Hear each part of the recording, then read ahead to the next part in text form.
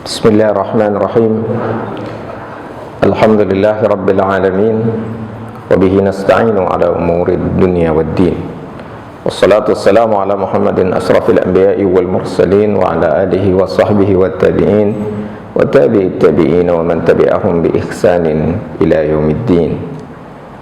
Amma ba'du fa ya ayyuhal muslimun uhayyukum bi tahiyatil islami. Assalamu alaikum warahmatullahi wabarakatuh. Subhanakallahumma la ilma lana illa ma 'allamtana fa'allimna ma yanfa'una wanfa'na ma 'allamtana rabbana zidna ilman warzuqna fahman ya 'alimal ghaibi wasyahadah ya rahman ya rahim ya mujibas sa'ilin wa rabbi israh li sadri wa yassir li amri wahlul 'uqdatam min lisani yafqahu qawli. Wa qala Allah ta'ala fi kitabihil aziz, a'udzu billahi minasyaitonir rajim. Bismillahirrahmanirrahim. Qad aflaha man zakkaha wa qad khaba man dassaha. Shadaqallahul azim.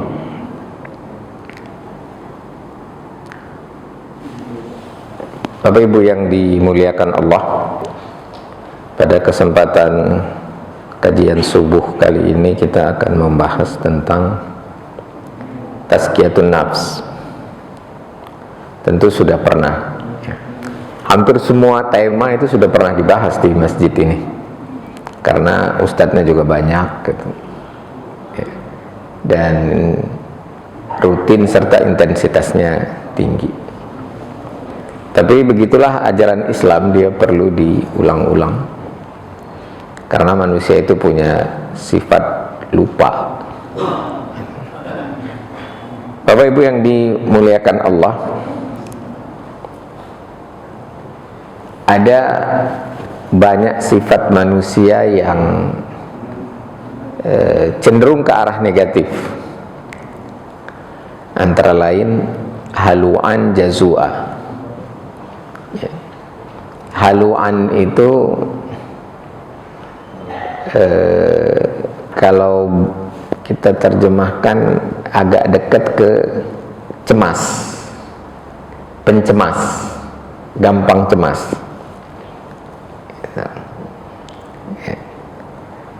Anxiety in English.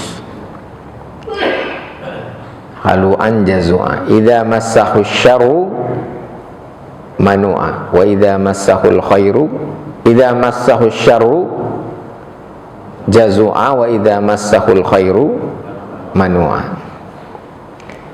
Jadi cemas itu takut susah, takut miskin, takut yang berlebihan, yang nggak perlu gitu. Kan semua orang nggak mau miskin, nggak mau susah, itu mah wajar gitu. Tapi kalau haluan itu jadi concern yang berlebihan di dalam jiwa sehingga mengganggu mentalnya. Itu sifat dasar, sifat dasar manusia itu. Khuliqal insan halu'a. Halu itu gimana aku nanti ya? Gimana ya nanti kali ini? Bisa jadi juga orang halu'a itu mau nyebrang nggak nyebrang takut ketabrak gitu. Berlebihan. Idza massahu syarru manu'a wa idza massahul khairu manu'a wa idza massahu syarru jazua. Kalau dikasih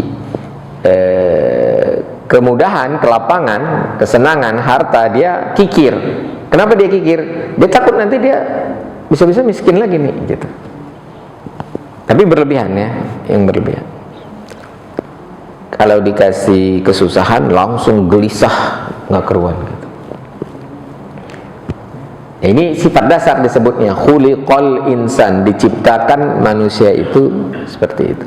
Karena sifat dasar, maka ini bagian dari fitrah. Itu bagian dari fitrah manusia. Tetapi Allah kasih cara mengatasinya itu illal musallin, kecuali orang yang sholat. Ya, itu terdapat di dalam surat apa itu? Al-Insan. Ya, surat Al-Insan ayat ke Ma'arij.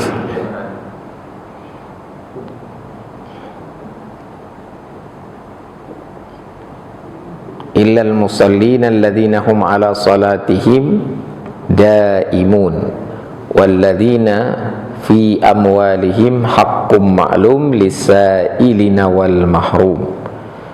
Nah, ini dijelaskan ya, yang bisa mengatasi hal itu atau hal tersebut bisa diatasi dengan sholat. Sholatnya harus daimun ya. Daimun itu artinya tetap sholat gitu, nggak kadang sholat kadang enggak gitu ya. Kalau yang kadang sholat kadang enggak ya nggak teratasi gitu. Sifat bawaannya itu akan berkembang menjadi aktual negatif. Walladzina fi amwalihim haqqum ma'lum, dan mereka yang menyadari bahwasanya di dalam hartanya ada hak ya, yang sudah ditentukan untuk fakir miskin. Haqqum ma'lum lisailina wal mahrum, bagi yang meminta-minta dan yang terhalang dari mendapatkan rezeki. Jadi ada sholat, kemudian ada kesadaran bahwasanya di dalam harta yang dia peroleh itu ada hak orang lain, haqqum ma'lum. Sekalipun sudah diperoleh dengan cara yang halal. Ya. Walladzina yusaddiquna biyaumiddin, dan mereka yang membenarkan hari pembalasan. Jadi hidup ini bukan cuma di dunia gitu. Ada kehidupan akhirat, jadi nggak usah pusing-pusing amat sama dunia ini, nggak usah sampai haluan jazuan begitu, manuan.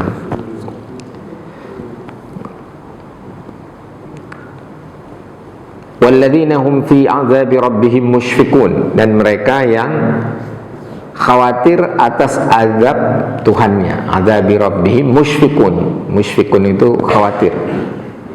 Ya, khawatir terkena azab. Gitu. Jadi dia lebih mengkhawatirkan kekhawatiran terhadap akhiratnya itu akan mengatasi kekhawatirannya terhadap dunia. Kemudian inna azab rabbihim ghairu ma'mun, tidak ada satupun yang bisa aman dari azab Allah ya. Nggak bisa lari dari azab Allah itu kalau memang Allah sudah kenakan azab tersebut. Walladzina hum li furujihim hafizun, dan mereka yang menjaga kemaluannya, illa ala azwajihim aw ma malakat aymanuhum fa innahum ghairu malumin. Faman ibtagha wara'a dzalika fa ulaika humul adun.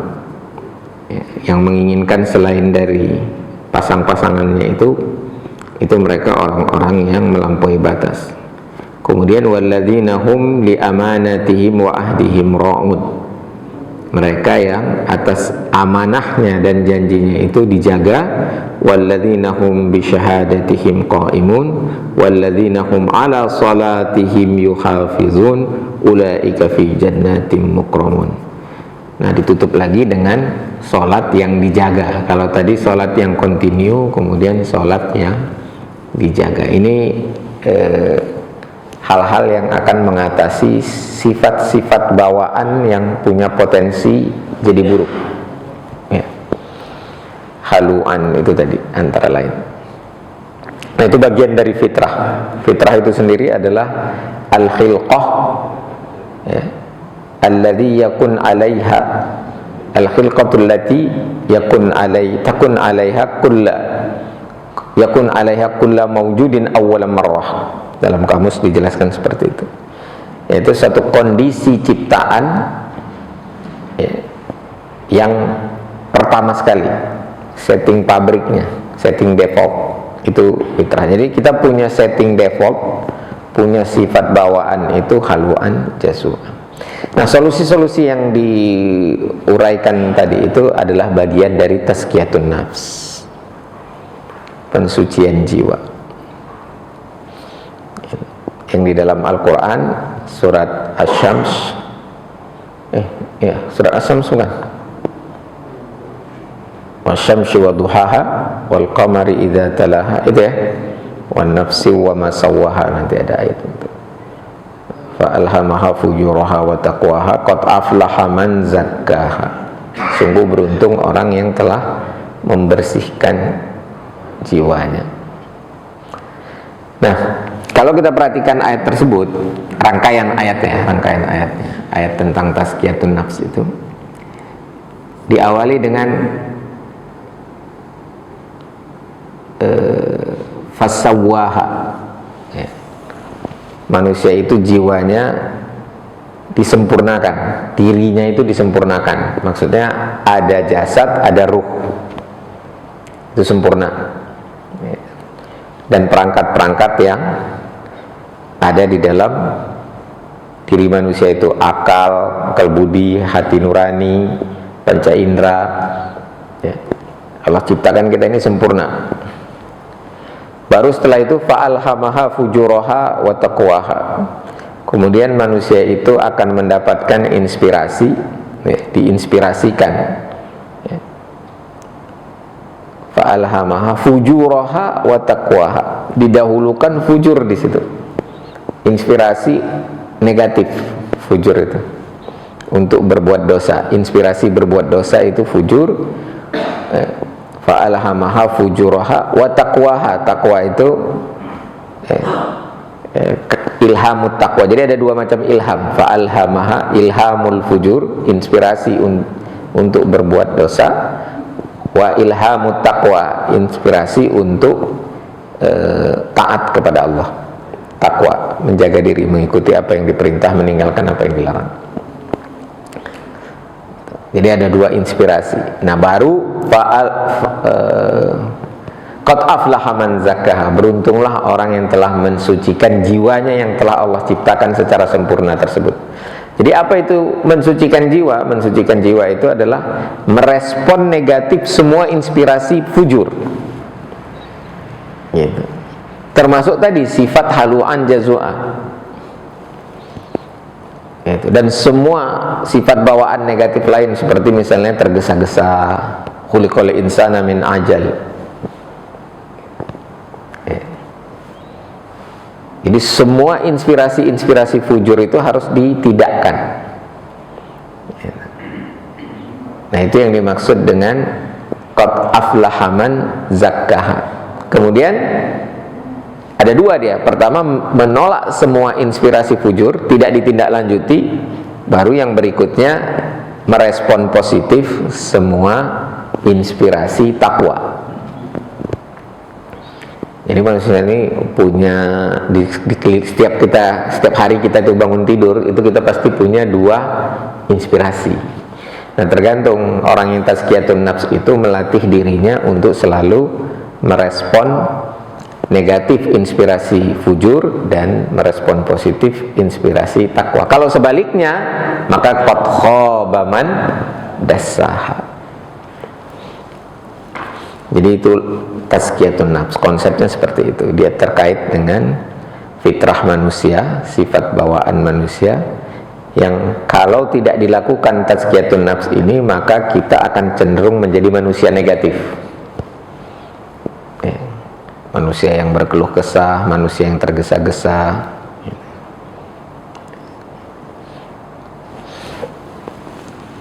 Bapak-Ibu yang dimuliakan Allah, syarat untuk bisa tazkiyatun nafs itu ini nanti terdapat di dalam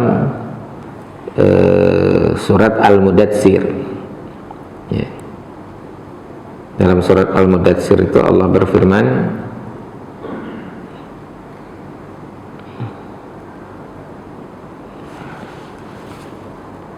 alladzina yajtanibuna kaba'iral itsmi wal fawahisha illal lamam inna rabbaka wasi'ul maghfirah wa a'lamu bikum id ansha'akum minal ardi wa id antum ajinnatun fi butuni ummahatikum fala tuzakku anfusakum wa a'lamu biman ittaqa. Yaitu orang-orang yang menjauhi dosa-dosa besar dan perbuatan keji yang selain dari kesalahan-kesalahan kecil. Sesungguhnya Tuhanmu maha luas ampunannya, dan dia lebih mengetahui tentang keadaanmu ketika dia menjadikan kamu dari tanah dan ketika kamu masih berupa janin, dalam perut ibumu, maka janganlah kamu mengatakan dirimu suci. Fala tuzakku anfusakum. Jadi ini syaratnya jangan sok suci. Kalau udah merasa suci karena udah rajin banget sholatnya, ibadahnya, nah maka itu tazkiyatun nafsnya bisa gagal. Karena setiap hari kita dikasih inspirasi fujur. Itu begitu melek itu ngelihat dunia itu, semua dunia ini pada dasarnya inspirasi fujur gitu. Ya, kesadaran akan akhirat itulah alladzina yusaddiquna biyaumiddin, itulah yang memberi kita inspirasi takwa. Jadi syaratnya itu fala tuzakku anfusakum. Jadi rangkaian ayat itu kalau dilihat ya, Allah katakan huwa a'lamu bikum id ansha'akum awwala marratin fi butuni ummahatikum. Itu semua konsepnya maksudnya adalah fitrah. Ya, ketika diciptakan Allah tahu nih manusia ini begini. Ya namanya Allah yang menciptakan. Dan Allah beritahukan ke kita, Allah ajarkan itu ke kita. Allah sadarkan kita. Nah itu syaratnya. Ya, syarat tazkiyatun nafs. Jangan merasa suci. Fala tuzakku anfusakum. Kemudian amalannya apa? Amalan yang paling dasar itu adalah zikrullah, wa minhu as-shalah. Itu ingat Allah, diantaranya yang paling utama adalah sholat. Makanya tadi halu anjazua illa al-musallin. Ya, sholat itu zikir. Aqimis sholata lidzikr. Kemudian manusia ini nggak ada yang bebas dosa, maka istighfar. Kemudian dilanjutkan dengan tobat. Ini amalan-amalan tazkiyatun nafs. Berapa banyak zikirnya? Ya nggak ada batasnya. Zikir itu makin banyak makin bagus. Jadi jangan membid'ahkan zikir. Zikir setelah sholat, zikir pagi, zikir petang. Karena inspirasi fujur itu setiap saat, walaupun inspirasi takwa juga setiap saat. Maka dia harus dioptimasi dengan zikir. Bawa kendaraan, sebisa mungkin zikir. Walaupun pasti nanti putus dia, kebayanglah urusan bisnis, kebayangan urusan problem-problem di rumah dan lain sebagainya. Jadi diupayakan supaya kontinu aja akan putus. Apalagi kalau tidak diupayakan. Di dalam Al-Quran juga Allah berfirman, fa imma yanziqannaka minasyaitani fasta'iz billah. Ketika setan itu membuat kita tergoda, fa imma yanziqannaka minasyaitan fasta'iz billah, langsung minta perlindungan pada Allah. Ini juga zikir ya. Jadi doa itu termasuk zikir, sholat termasuk zikir ya. Ya, termasuk diantaranya ta'awuz, fasta'iz billah ya, langsung wah a'udzubillahi minasyaitonir rajim, supaya tidak merespon inspirasi fujur. Jadi itulah dia tazkiyatun nafs ya.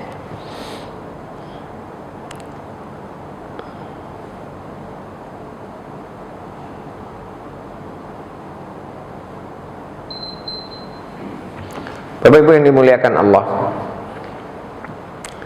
manusia ini juga hawa nafsu.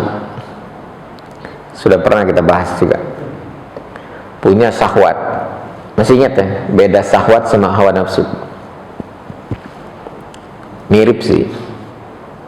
Kalau syahwat itu kepada hal-hal yang tangible, yang bisa disentuh. Dalam Al-Quran Allah berfirman,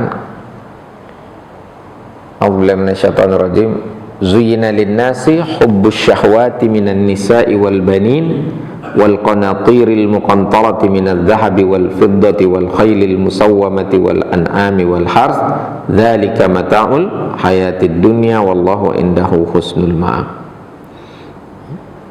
Dihiasi diri manusia itu dengan mencintai kepada hal-hal yang sangat dia inginkan, asyahwat. Apa itu asyahwat? An-nisa wal banin, wanita, anak-anak. Ada yang bertanya, kenapa nggak disebut rijal? Kenapa tidak disebut keinginan terhadap pria? Kenapa hanya disebutkan keinginan terhadap wanita? Oleh Al-Fadil, Dr. Fadil As-Samarai, itu dijelaskan laki-laki itu udah termasuk dalam kata banin. Banin itu anak-anak, itu termasuk laki-laki di situ. Zuina linnasi hubbus syahawati minan nisa'i wal banin wal qanatiril muqantarati minadz zahabi wal fiddah, dan harta benda yang bertumpuk-tumpuk. Nah, itu semuanya adalah asyahawat. Ya. Syahwat itu keinginannya, objeknya asyahawat. Ada beda sedikit cara penulisannya, beda maknanya. Ya. Nah, adapun hawa nafsu itu terhadap hal-hal yang tidak bisa disentuh, intangible. Seperti apa? Pujian. Manusia itu kan suka dipuji, senang dia.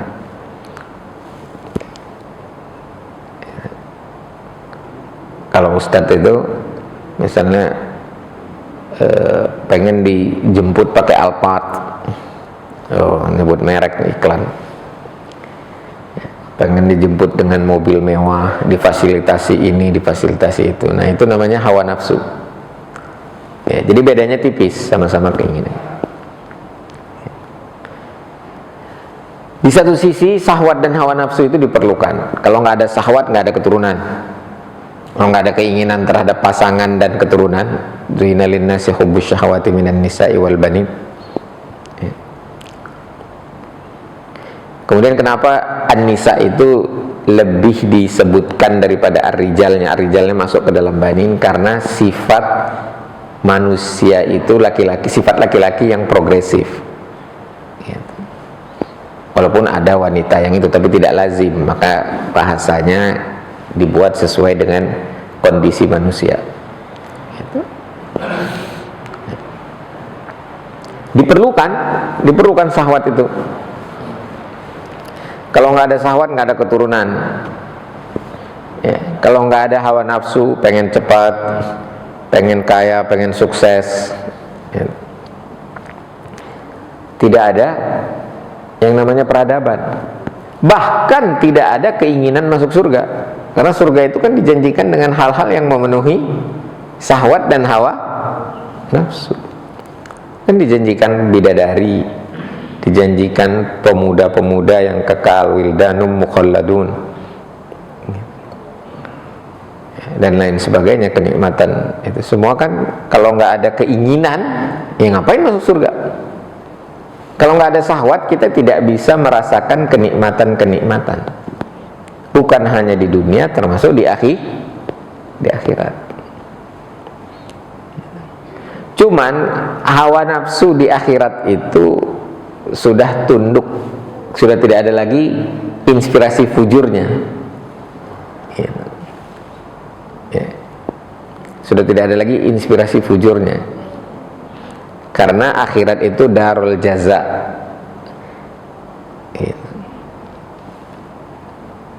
Jangankan inspirasi fujur, rasa kasihan aja terhadap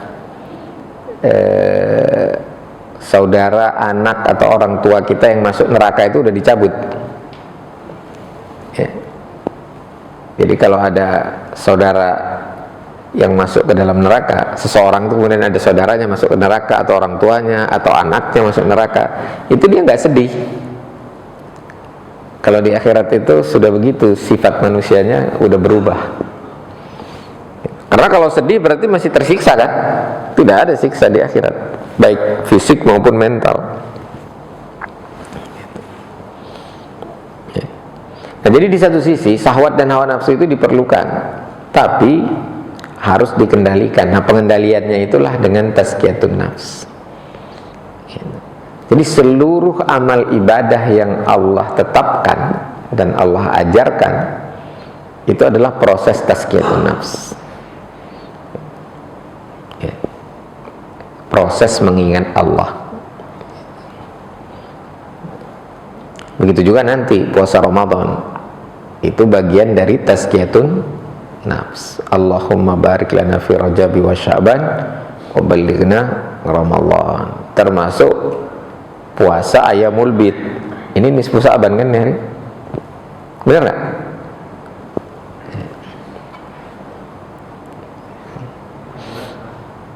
Jadi tanpa tazkiyatun nafs kita tidak bisa menenangkan jiwa kita.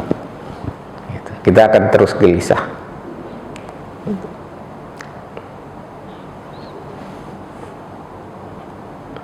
Penuh kekhawatiran.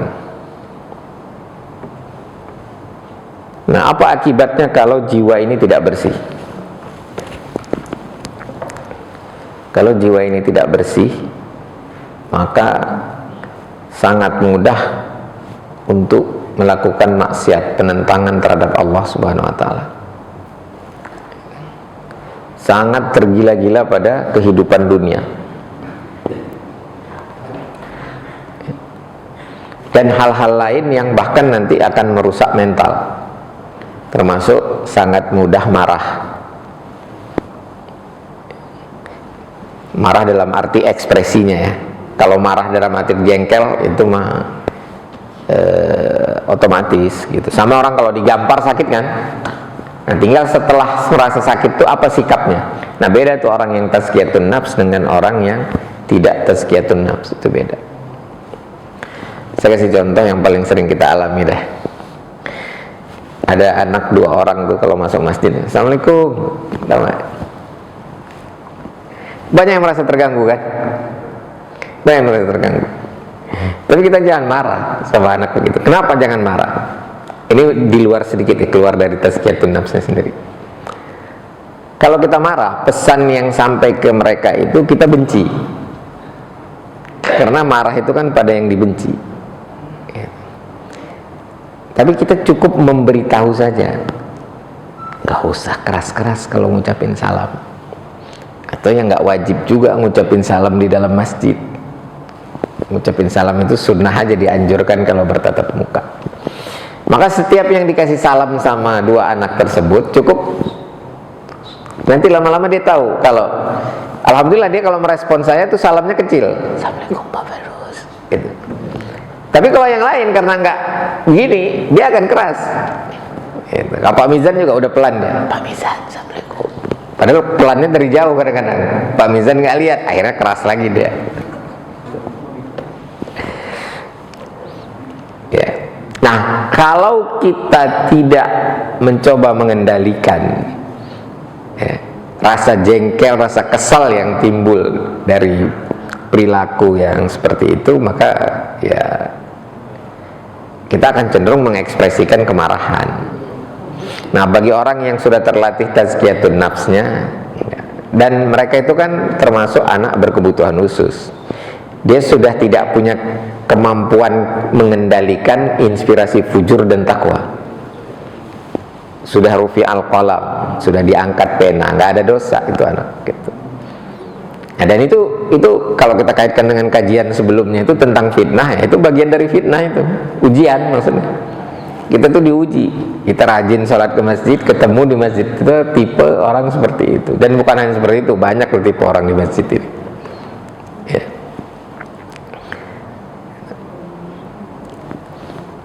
Ya, jadi ini khusus untuk itu saya berteringat, saya memang ingin menyampaikan pesan tentang kedua anak tersebut. Kita jangan marahin mereka, ya.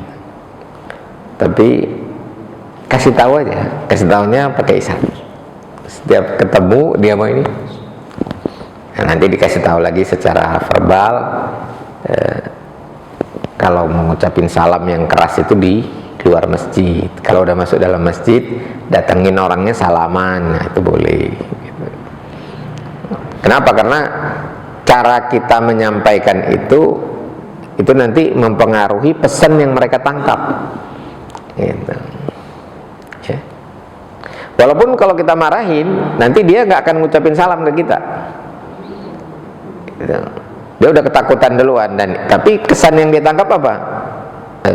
Aku dibenci sama bapak ini. Gitu.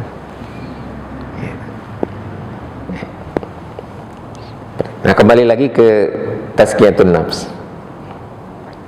Tadi bentuknya adalah zikir, jumlahnya tidak dibatasi. Gitu. Nah, kemudian yang kedua kan kita nggak pernah bebas dosa, maka harus ada taubat. Gitu. Taubat itu kapan? Setiap kali melakukan dosa. Mau berapa kali pun dosa itu dilakukan, ya lakukan aja taubat setelah itu, ikuti dengan taubat. Gitu.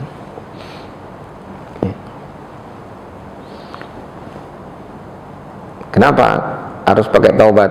Ya, kalau nggak pakai taubat nanti diberesinnya di akhirat. Kalau tidak tazkiyatun nafsnya tuntas di dunia, maka nanti api neraka yang membersihkannya. Ya. Kecuali kekafiran. Kekafiran itu tidak bisa dibersihkan oleh api neraka. Kekafiran itu sikap menentang yang sangat mendasar. Jadi menolak untuk beriman, itu kafir namanya. Menolak untuk beriman. Gitu. Nah, jadi kalau udah ada sikap dasar seperti itu, menolak untuk beriman, gitu. Ya, penentangan dasar menolak untuk beriman, maka itu tidak bisa dibersihkan oleh api neraka sekalipun. Jadi lama sekali di nerakanya. Di dalam ayat berapa? La yukallimuhumullah wa la yuzakkihim, begitu ayatnya.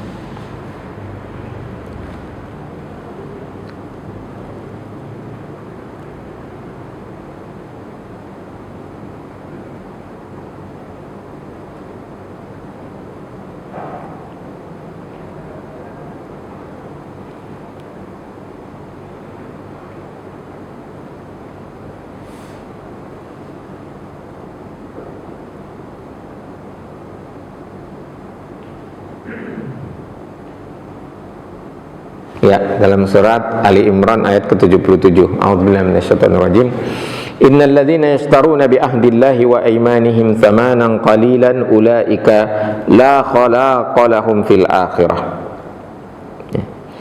Sungguhnya orang-orang yang memperjualbelikan janji Allah dan sumpah-sumpah mereka dengan harga yang murah, mereka itu tidak memperoleh bagian di akhirat. Maksudnya bagian di sini bagian surga.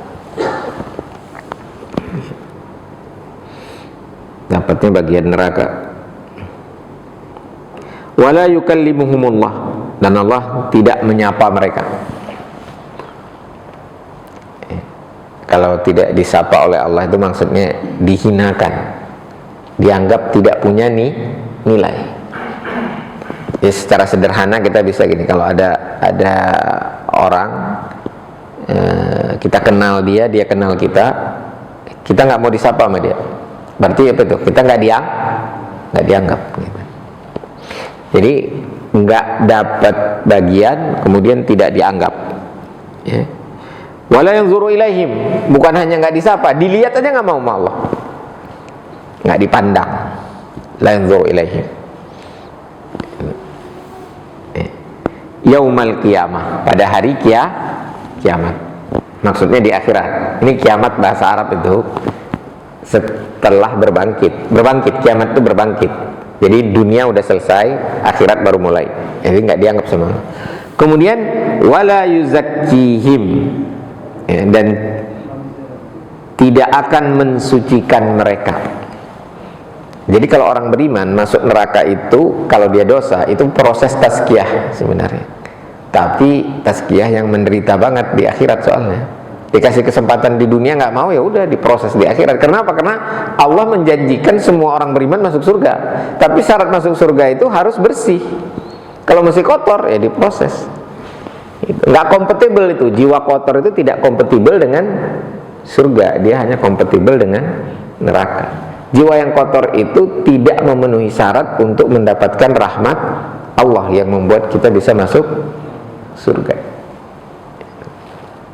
Nah, jadi itulah urgensi tazkiyatun nafs. Jadi urgensinya, konsepnya, tata caranya, semua dikasih tahu sama Allah. Tinggal mau dilakukan apa enggak, agar kita mendapatkan rahmat Allah. Dengan rahmat Allah lah kita masuk ke dalam surga. Ada hadis bunyinya begini, saya juga baru lebih memahaminya setelah beberapa kali mencoba memperhatikan susunan kata-katanya dalam beberapa hadis. Tidak satu riwayatnya, banyak. Bunyinya begini, ini yang dari riwayat Imam Muslim ya. Ada riwayat Imam Bukhari, Imam Ahmad. Diawali dengan begini, saddidu. Saddidu itu berlaku sesuai dengan yang ditentukan syariat. Itu saddidu, sesuai norma, berlaku sesuai norma. Itu bentuknya perintah. Berlakulah sesuai norma, berlaku benarlah, saddidu. Pakai sin yang biasa, itu bukan shin yang pakai titik. Kalau syaddidu itu perintah untuk bersikap keras. Enggak, ini saddidu, berbuat benar. Qaulan sadida, kata-kata yang benar. Saddidu. Wa qaribu, qaribu itu berusahalah untuk mendekat kepada Allah. Gitu. Tapi semuanya itu proporsional aja, gitu. Wa abshiru, dan berilah kabar gembira, fa innahu la yudkhilu ahadanil jannah amaluhu, karena sesungguhnya seseorang itu tidak dimasukkan ke dalam surga oleh amalnya. Kira-kira gimana tuh Pak maksudnya? Kita ini nggak masuk surga karena amal. Kenapa ada kata-kata abshiru, kasih kabar gembira bahwasanya masuk surga bukan karena amal?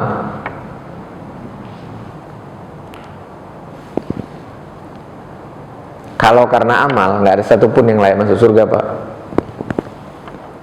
Nggak bisa surga itu dibayar dengan amal. Surga itu bukan kayak masuk bioskop, beli tiket masuk gitu, enggak. Surga itu sebenarnya nggak ada harganya, dia unvaluable, nggak ada harga di sini, nggak bisa dihargai.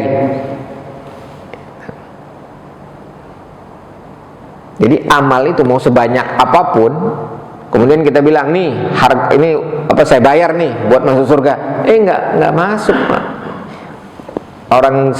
Ada seseorang yang ibadahnya begitu banyak dan mengklaim, dalam diriwayatkan seperti itu ya, mengklaim dia layak masuk surga, kemudian amalnya itu ditimbang dengan nikmat penglihatan yang Allah kasih, masih kalah amal itu dengan nikmat penglihatan. Jadi apa yang membuat masuk surga rahmat Allah? Apa yang menyebabkan dapat rahmat Allah? Tazkiyatun nafs. Apa bentuk tazkiyatun nafs itu? Ya amal. Gitu. Jadi bukan amal yang bikin kita masuk surga, tapi kita tetap wajib beramal supaya jiwa kita bersih. Jadi mekanismenya itu seperti itu, gitu.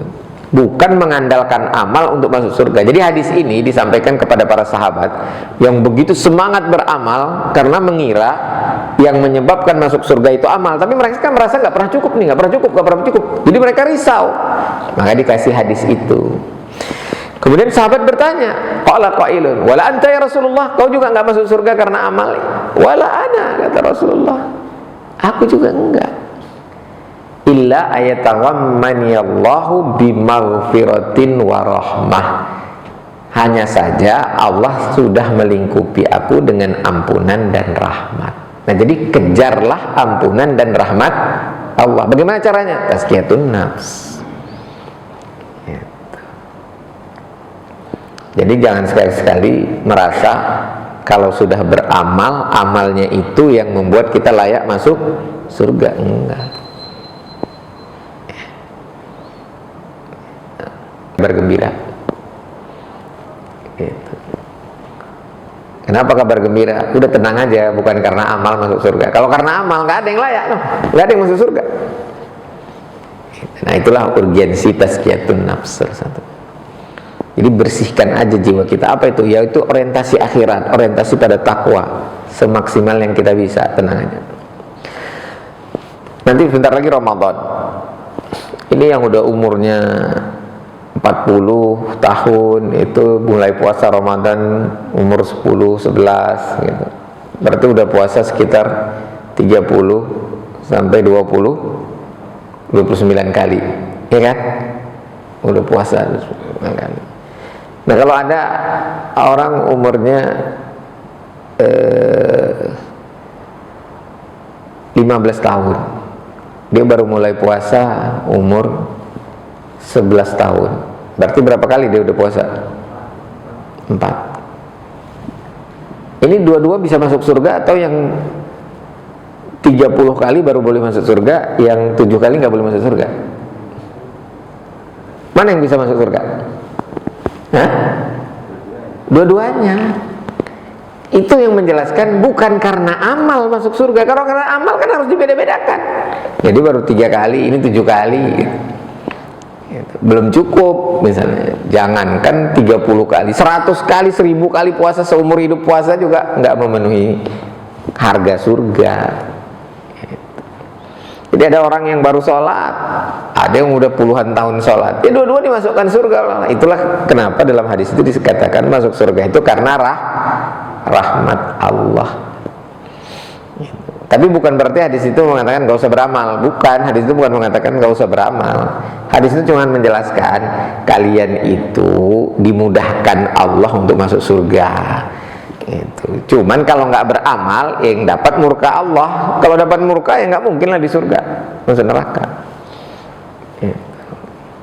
Jadi buat apa beramal ya? Kira-kira beramal supaya nggak masuk neraka aja. Tapi bukan itu yang menyebabkan masuk surga. Nah, apa yang menyebabkan masuk surga? Rahmat Allah. Bagaimana mendapatkan rahmat Allah? Tazkiyatun nafs, bersihkan jiwa. Gitu. Kurang lebih demikian. Berapa menit lagi suruh? Ya silakan kalau masih ada yang mau didiskusikan. Ya silakan. Tadi syarat tazkiyatun nafs yang wala tuzakuan. Iya. Bukan surat An-Najm. Ya An-Najm, saya salah sebut. Bukan Al-Mudatsir, bukan, maaf. Masalah yang mungkin kita pernah itu kan ada juga hadisnya yang tidak sahabat bertanya kepada Bunda Aisyah itu yang masalah ibadahnya Nabi. Orang bilang dia pengen puasa seumur hidup, satu orang Ya, pengen kebiri. ya, artinya ibadah sunat juga kita harusnya ada dalilnya gitu. Kalau ada yang bilang itu bisa bilang. Ya.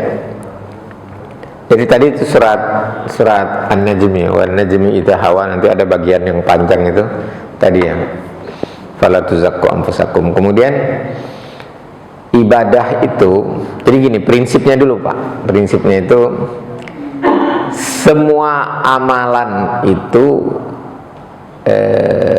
pada dasarnya mubah. Pada dasarnya semua amalan itu mubah. Mau bikin apa aja boleh. Sampai ada larangan. Nah, nanti ulama membuat lagi kaidah khusus untuk ibadah mahdhah, semuanya tidak boleh sampai ada perintah. Sampai ada perintah ya. Sampai ada perintah. Gitu. Ada nggak perintah puasa sunnah?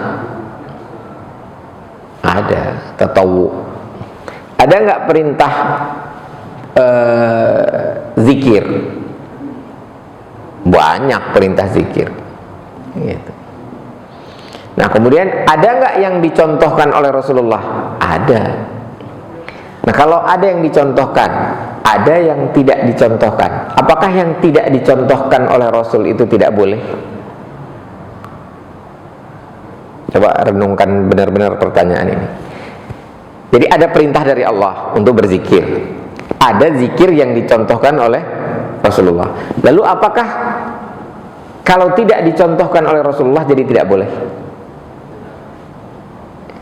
Padahal sudah ada perintah dari Allah. Nah, para ulama ahlu sunnah itu memahami semua yang diperintah Allah selama tidak dibatasi, maka dia bersifat mutlak. Maka sesuai kaidah al-mutlaqu yabqa ala itlaqihi ma la yaqumu dalilu ala taqyidihi. Yang mutlak itu tetap dia berlaku mutlak sampai ada dalil yang membatasi.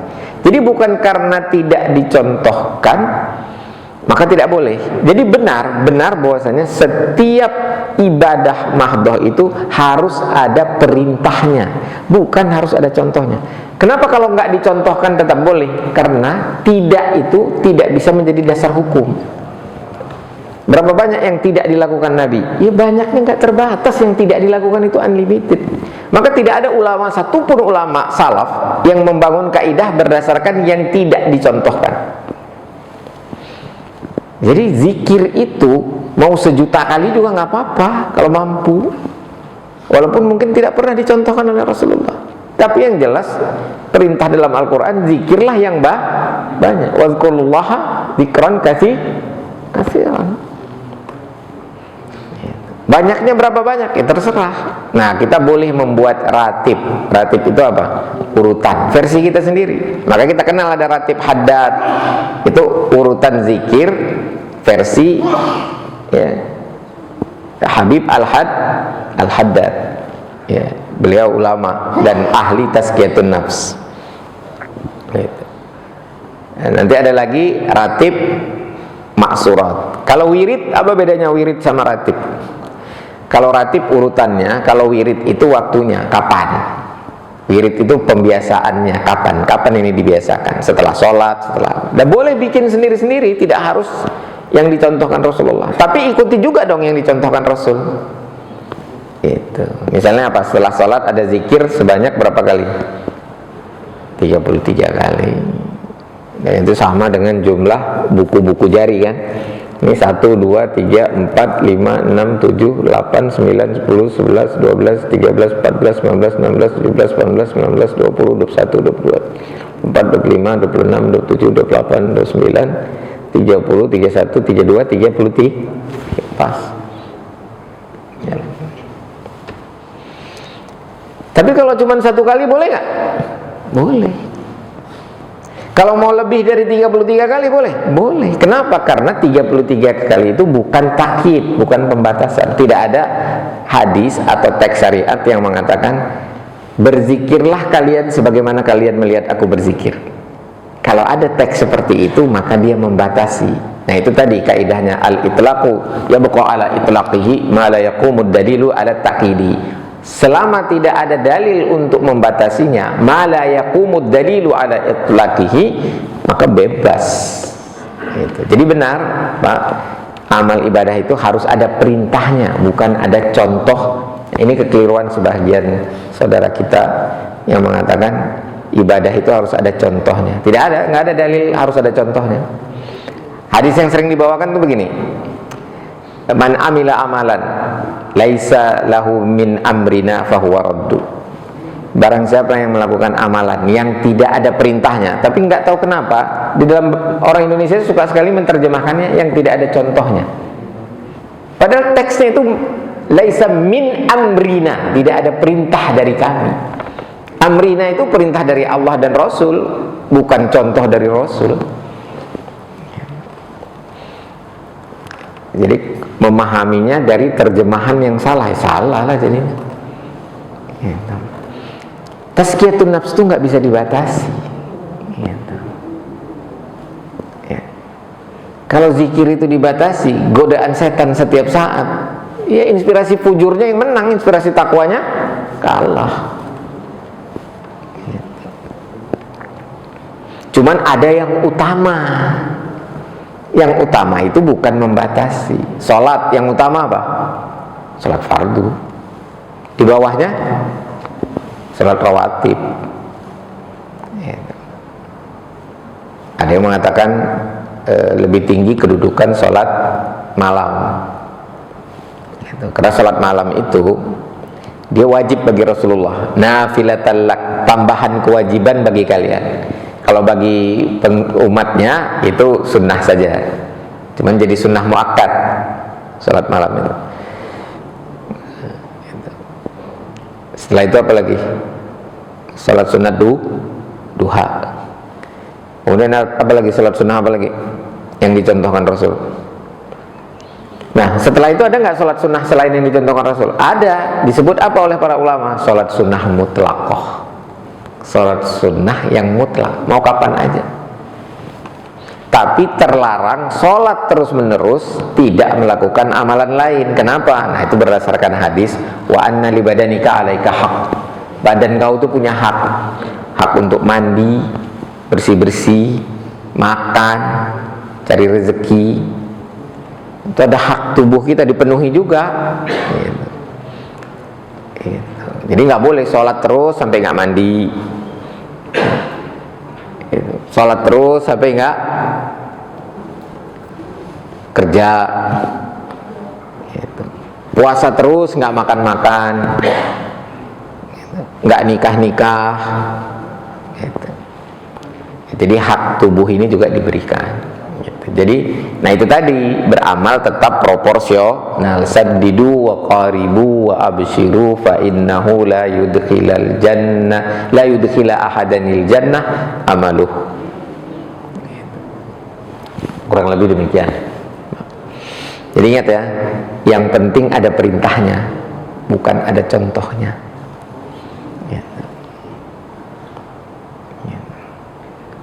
Makanya jangan heran tuh ada ulama yang zikirnya itu bisa ratusan ribu kali. Yang ada hadisnya menghatamkan Quran itu paling banyak berapa kali?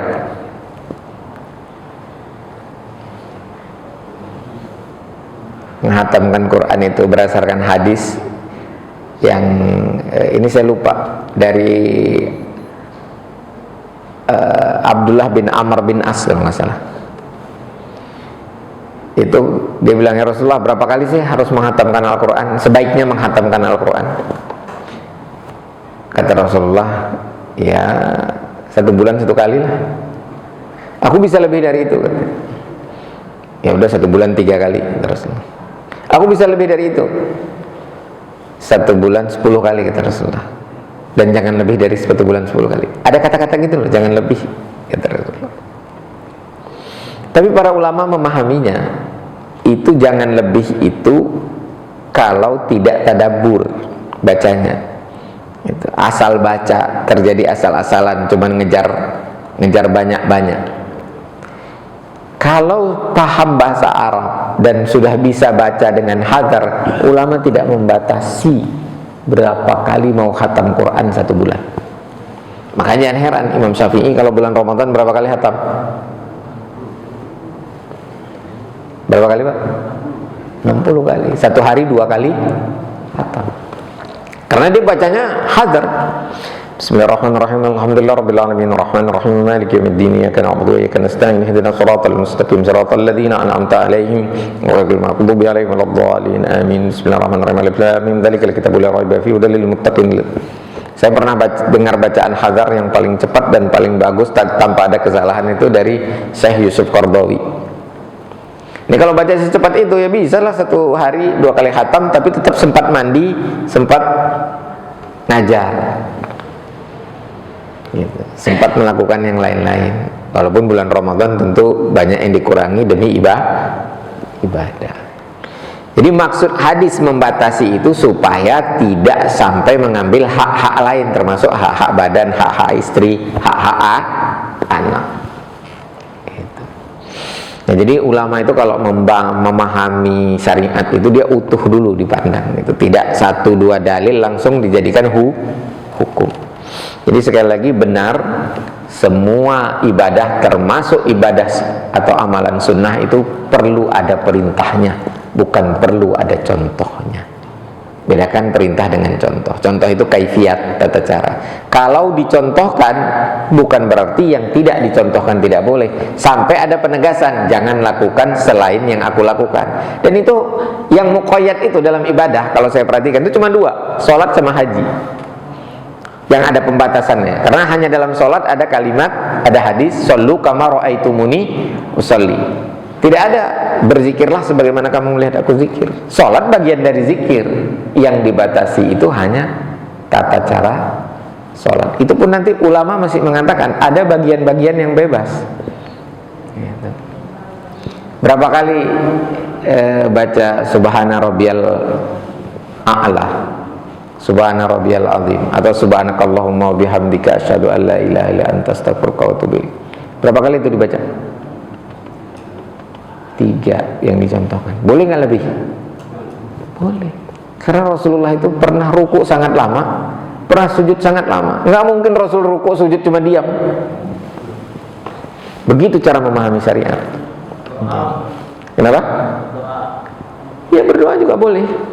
Ulama hanya membatasi kalau di dalam sholat fardu itu berdoanya bahasa Arab. Kalau bahasa selain Arab boleh di dalam sholat sunnah. Atau ada yang mengatakan kalau selain bahasa Arab dalam hati aja.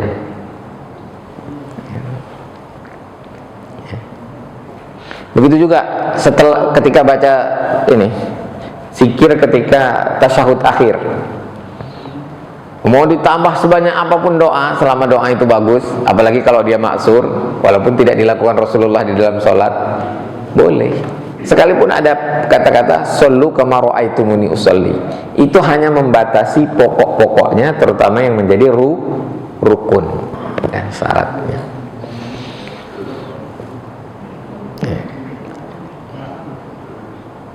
Boleh nggak sholat baca ayat 30 juz? Boleh nggak? Boleh nggak baca ayatnya 30 juz? Boleh. Pernah nggak dilakukan Nabi? Nggak pernah. Minimal kita nggak pernah dengar ada riwayat Nabi sholat 30 juz. Tapi kalau imam nggak boleh baca 30 juz, minimal makruh. Karena ada ayat itu. Ya faqra'u ma tayassara minal Qur'an. Nah, kalau imam baca 30 juz, wah, makmum tuh udah boleh tafarruk aja nih. Boleh udah tafarruk.